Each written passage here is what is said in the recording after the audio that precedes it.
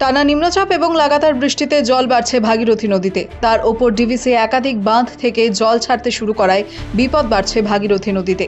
ঝাড়খণ্ডের বিভিন্ন বাঁধ থেকেও জল ছাড়া হচ্ছে, তাই আশঙ্কার প্রহর গুনছেন নদী পাড়ের বাসিন্দারা। ইতিমধ্যেই নদিয়ার শান্তিপুরের নৃসিংহপুর ফেরিঘাট সহ বেশ কিছু নিচু এলাকায় জল ঢুকে পড়েছে। আবহাওয়া দফতরের পূর্বাভাস অনুযায়ী আগামী কয়েকদিন কলকাতা সহ রাজ্যের বিভিন্ন জেলায় আরও বৃষ্টি হতে পারে। এই পরিস্থিতিতে ভাগীরথীর জলস্তর আরও বাড়ার আশঙ্কা রয়েছে।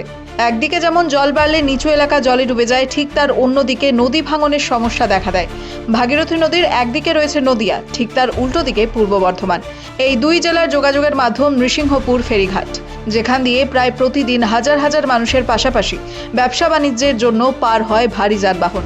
জল ঢুকে পড়েছে নৃসিংহপুরের সেই ফেরিঘাট সংলগ্ন এলাকাতেও। চিন্তিত আছেই তো, গ্রামের লোক আতঙ্ক এসে যাচ্ছে না, জল বাড়তে শুরু করেছে, কে কোন জায়গায় যাবে কি করবে চিন্তাধারার মধ্যে এসে গেছে। কেন জলটা বাড়লে পরে তারা যাবে কোথায়? সবার তো সেই দোতলা তিনতলা বাড়ি নেই, কারোর মাটির ঘর আছে, কারোর টিনের ঘর আছে, তারা যাবে কোথায়?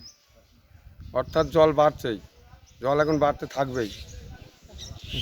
কী কারণে জল বাড়ছে?